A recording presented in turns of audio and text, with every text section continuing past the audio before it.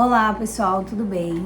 Hoje estou aqui para falar com vocês sobre um assunto muito importante. Hoje eu vou conversar sobre as cartas de recomendação. Vocês sabem que as cartas de recomendação para o processo migratório, elas são bem diferentes do que a gente está acostumado aqui no Brasil. E elas têm características muito específicas. Primeira coisa que você tem que saber, quem você vai pedir para fazer uma carta para você.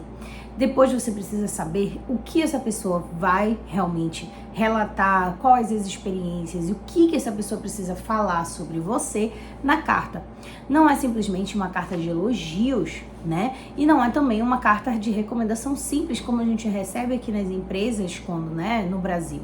Então, realmente é muito importante você se atentar a esse tópico e por isso que eu vou trazer esse vídeo especificamente falando sobre as cartas de recomendação. Para quem não me conhece, meu nome é Raíssa Araújo. O meu canal tem o objetivo de mostrar o meu processo de visto do EB2NW consular e também a trajetória e as etapas para a mudança da nossa família para os Estados Unidos. Então, se você se interessa por esse assunto ou conhece alguém que gostaria de saber mais, principalmente sobre o assunto do vídeo de cartas de recomendação, você deixe seu like, se inscreve no canal e, se puder, compartilhe o vídeo aí para chegar para o máximo de pessoas, tá bom? Então vamos lá. Hoje o assunto do vídeo, cartas de recomendação. E eu quero falar coisas específicas aqui com vocês e vou mostrar até o final do vídeo uma sequência, toda a orientação do que deve ter em cada parágrafo da sua carta, tá bom? Eu quero mostrar detalhadamente como eu fiz para orientar as pessoas, né, que fizeram as cartas para mim. Mas antes disso, eu queria conversar com vocês sobre alguns outros pontos, por exemplo, as dificuldades que eu tive e que você pode ter também quando você for iniciar esse processo das cartas de recomendação. A primeira dificuldade que eu tive foi de escolher as pessoas. Na verdade, você tem que escolher a dedo, né? Você tem que ter uma escolha assim muito cautelosa de quem vai fazer as cartas para você. Primeiro, porque você tem que confiar nessa pessoa. Segundo, tem que ser uma pessoa que realmente teve uma experiência significante na sua vida, na sua carreira, que ela vai poder contar de fato alguma experiência legal, interessante, que vai somar. Além disso, quando você vai, por exemplo, solicitar cartas para professores, que foi o meu caso, ou então empregadores, né? Você precisa saber exatamente se você ainda vai ter contato com essa pessoa e tudo mais. Então, são vários pontos que você precisa definir. Mas uma coisa muito importante na hora da decisão de quem você vai solicitar a carta, na minha opinião, é que você tem que solicitar a carta de recomendação para pessoas que têm já um expertise, né? Que é as pessoas que já têm um bom desenvolvimento, digamos assim, na sua área de atuação. Porque, por exemplo, eu sou dentista e uma das opções de carta, né, de recomendação, que até foi me dada pelo advogado, seria cartas de pacientes. Tudo bem, pode ser uma opção você solicitar cartas de pacientes, até para mostrar que você é uma boa profissional, não só pelo lado acadêmico, né, do seu conhecimento, mas também pelo lado humano, pela forma como você se relaciona com os seus clientes, com os seus pacientes. Isso pode ser um ponto importante.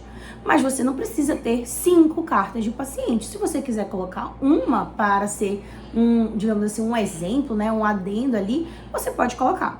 Mas, no meu caso, eu optei por colocar cartas de recomendação, principalmente de colegas dentistas que já tinham trabalhado comigo de alguma forma, né, que esses colegas já tinham um grau de formação na odontologia bem elevado, meus colegas com mestrado, doutorado, colegas que já são professores, né? Ou então outros colegas que realmente eu já tive a oportunidade de trabalhar, que eram donos de outras clínicas, já que o meu processo foi um business plan. Ou seja, as cartas que eu solicitei pro meu processo, elas têm que estar de acordo com o seu projeto, tá bom? Mas então, a primeira coisa é definir a pessoa que você vai solicitar. A próxima dificuldade que eu tive, primeiro, os prazos com essas pessoas entregarem para vocês as cartas. Você vai ter que saber que você vai ter que depender, né, do tempo livre dessas outras pessoas para que elas possam fazer as cartas. E teve mais uma dificuldade que eu senti muito, que era como pedir para as pessoas me elogiarem, né? Porque, de fato, como eu vou falar daqui pro final, em relação à estrutura das cartas, A carta de recomendação ela não é simplesmente uma carta de elogios, mas óbvio que você gostaria que as pessoas falassem apenas coisas boas e muitas experiências interessantes e precisam ter alguns elogios ali no meio para que, né, seja uma carta muito boa frente à imigração. Então, eu tinha um pouquinho de dificuldade, mas no final deu tudo certo, mas eu demorei bastante, inclusive eu já falei aqui o prazo que eu demorei para juntar todo o meu processo, acho que foram de 10 meses, e o mais demorado foram as cartas de recomendação. Mas vamos seguir para o próximo passo. Uma dúvida muito frequente que algumas pessoas podem perguntar, que eu já vi também em outros vídeos, outras perguntas das pessoas, se essas cartas de recomendação, elas precisam ser em inglês. E aí eu queria falar esse ponto aqui, porque, de fato, as cartas não precisam ser em inglês, tá bom? As cartas podem ser feitas em português e você vai fazer tradução, assim como você vai fazer tradução de todos os seus outros documentos. Mas tem um ponto importante. Eu tive uma carta de um professor que eu solicitei para que ele fizesse já em inglês. Por quê? Porque esse meu professor, ele tem reconhecimento internacional. Ele já tem, né, um pesquisador com PhD e que ele tem um reconhecimento internacional, ele faz muitas publicações em revistas internacionais, então eu achei que seria mais coerente pedir para que ele fizesse a carta em inglês. Afinal, a gente imagina que ele já tem, né, o conhecimento e a proficiência no inglês para fazer isso. Então eu acredito que seria muito coerente ele fazer a carta dele já no inglês. Entretanto, outras pessoas que não tinham toda essa facilidade, aí eu solicitei que fizesse as cartas em português mesmo e eu enviei para tradução, certo? Então, existem pessoas, por exemplo, que já tiveram experiências de trabalho em empresas americanas e essas pessoas, claro, vão enviar cartas em inglês. Mas se a sua experiência foi única exclusivamente no Brasil e se você está solicitando para alguém que não tenha fluência no inglês, não tem problema nenhum de fazer a carta em português e depois mandar para tradução. Vamos voltar para o assunto da estrutura das cartas de recomendação. Eita, som, acabou de... A estrutura das cartas de recomendação, ela precisa ser bem elaborada. Primeiro ponto, ela não precisa ter muitas páginas, tá, gente? Todas as minhas cartas de recomendação tiveram apenas uma página. Você não precisa mandar uma carta com 3, 4, enfim. É uma página, são declarações resumidas, você precisa ter uma estrutura para mostrar. Então, o primeiro parágrafo, né, eu gosto de dividir assim realmente por parágrafo, o que precisa conter em cada carta. O primeiro parágrafo, você vai... Oh, meu Deus, coisa linda. Quer aparecer, filha? Quero. Tu quer ser youtuber? Quero. Te amo. Tá, quer participar, então vamos deixar ele aqui até o final. As cartas de recomendação. Eu gosto de dividir a carta por estrutura. Primeiro, né, você vai colocar a estrutura normal, se o endereçamento ali da carta, né, você vai endereçar essa carta ao USCIS ou então para quem possa desejar, né, que é uma outra forma de você trabalhar aqui nas cartas de formais. E aí, o primeiro parágrafo dessa carta de recomendação precisa ser o parágrafo de identificação da pessoa que está escrevendo.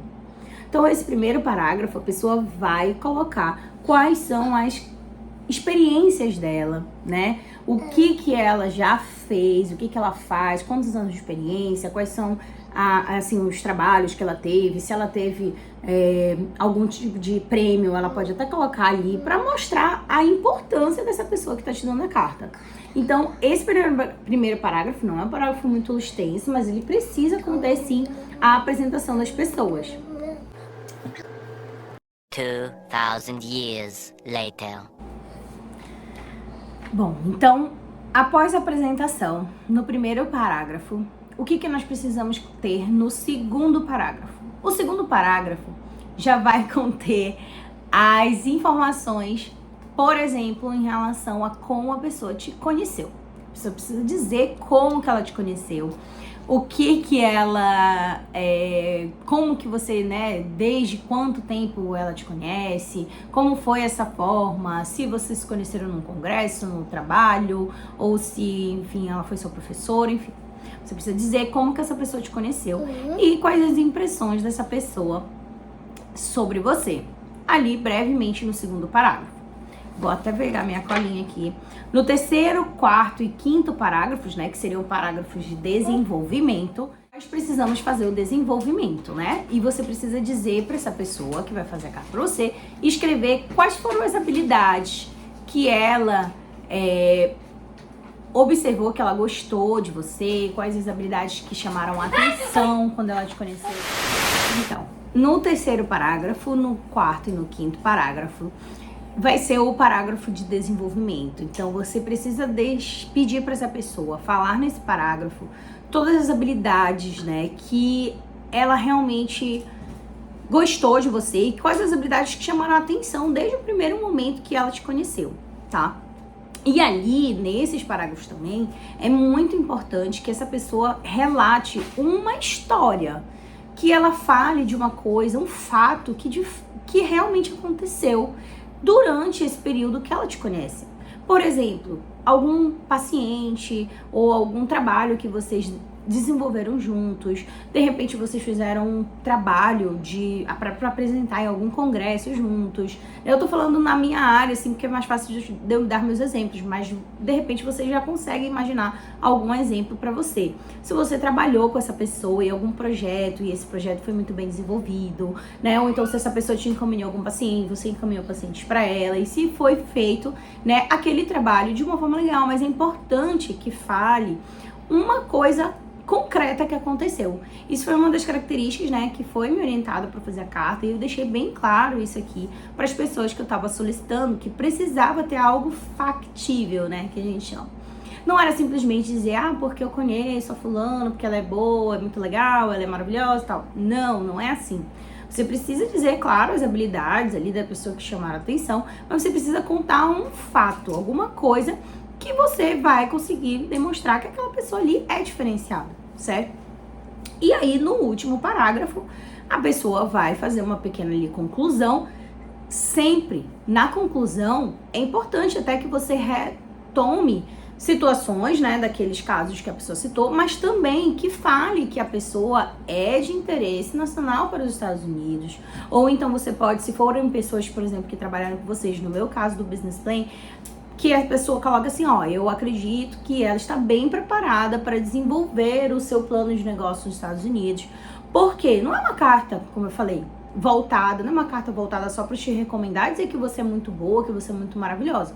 Essa carta, ela tá te recomendando para a USCIS, ela tá te recomendando para a imigração dos Estados Unidos. Então, é importante que essa pessoa, na conclusão, ela diga que, de fato, você tá bem preparado para seguir aquele seu projeto. Independente do projeto que você está fazendo, seu professional plan ou business plan, mas tudo tem que estar alinhado. Inclusive, gente, essas cartas de recomendação, vários trechos delas foram utilizados na minha cover letter.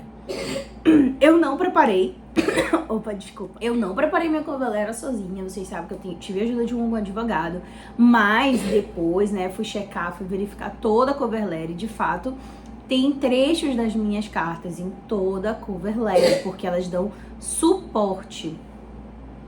Elas dão suporte para o processo imigratório, gente. Então, foi isso que eu quis trazer aqui para vocês em relação à estrutura das cartas.